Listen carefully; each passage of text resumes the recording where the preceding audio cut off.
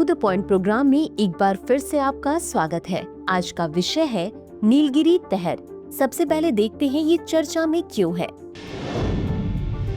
हाल ही में जारी नीलगिरी तहर समकालिक सर्वेक्षण के दूसरे संस्करण में नीलगिरी तहर के लिए 36 नए स्थानों की पहचान की गई है। इस सर्वेक्षण का एक महत्वपूर्ण पहलू प्राचीन तमिल साहित्य, विशेष रूप से संगम ग्रंथों का उपयोग करना था, ताकि उन आवासों को फिर से खोजा जा सके जहां नीलगिरी तहर ऐतिहासिक रूप से मौजूद रहे हैं।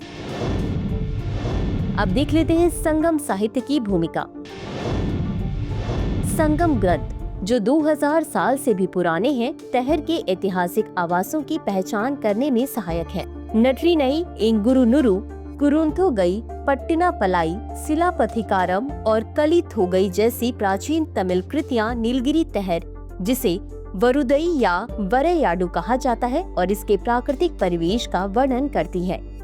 ये ग्रंथ तहर की उपस्थिति, व्यवहार और अस्तित्व के बारे में पारिस्थितिकीय और भौगोलिक जानकारी प्रदान करते हैं, जिससे वन्यजीव अधिकारियों को उन नए क्षेत्रों का पता लगाने में मदद मिलती है जहां यह प्रजाति पनपती है। वन अधिकारियों और शोधकर्ताओं ने संगम साहित्य को 15वीं और 17वीं शताब्दी के औपनिवेशिक युग के अभिलेखों के साथ क्रॉस रेफरेंस किया, जिसके परिणाम स्वरूप कम से कम 10 नए तहर आवासों की खोज हुई।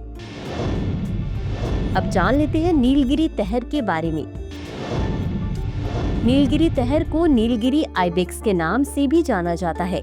यह जानवर अंतर्राष्ट्रीय प्रकृति संरक्षण संघ द्वारा एक लुप्तप्राय प्रजाति के रूप में सूचीबद्ध है और वन्यजीव संरक्षण अधिनियम 1972 की अनुसूची 1 के तहत संरक्षित है।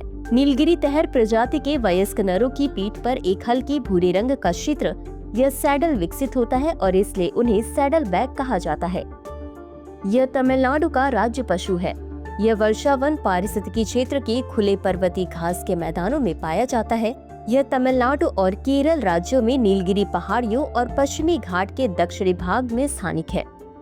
मुकुर्ती राष्ट्रीय उद्यान और ग्रास हिल्स राष्ट्रीय उद्यान जैसे प्रमुख क्षेत्रों में सबसे बड़ी तहर आबादी है। नीलगिरी तहर पश्चिमी घाटों के पारिस्थितिक संतुलन को बनाए रखने में महत्वपूर्ण भूमिका निभाता है, विशेष रूप से अन्नामलाई टाइगर रिजर्व में अक्कमलाई जैसे क्षेत्रों में, जहां मुथुवर जैसे स्थानीय जनजातियां तहर के साथ सह-अस्तित्व में रहती हैं। आनुवंशिक और संरक्षण प्रयास। नीलगिरी तहर के माइटोकॉन्ड्रियल जीनोम को अनुक्रमित किया गया है और भविष्य के संरक्षण अनुसंधान के लिए ग्लोबल जीनोम बैंक में जमा किया गया है। हाल के अध्ययनों से भेड़ के साथ 70% आनुवंशिक समानता का पता चलता है, जो इसके जीव विज्ञान और विकासवादी संबंध को समझने में मदद करता है। संरक्षण प्रयासों का ध्यान खंडित तहर आबादी को जोड़ने के लिए गलियारे बनाने, आनुवंशिक विविधता और स्थायी आबादी सुनिश्चित करने पर है। अब जान लेते हैं प्रोजेक्ट नीलगिरी तहर के बारे में।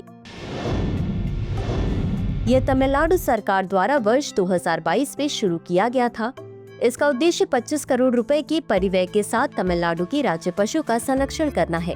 यह परियोजना नीलगिरी तहर की आबादी, वितरण और पारिस्थितिकी का अध्ययन करने के साथ साथ उन्हें उनके ऐतिहासिक आवासों में फिर से लाने पर केंद्रित है।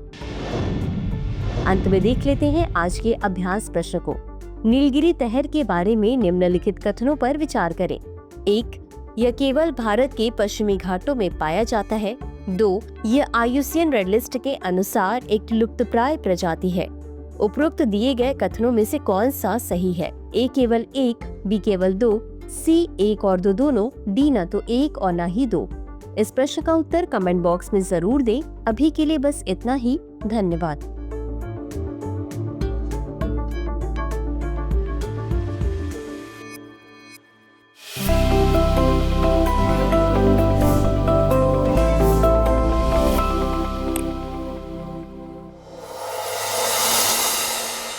डियर व्यूअर्स, अपने एग्जाम की तैयारी को और बेहतर करने के लिए हमारे चैनल को लाइक, शेयर और सब्सक्राइब करना न भूलें।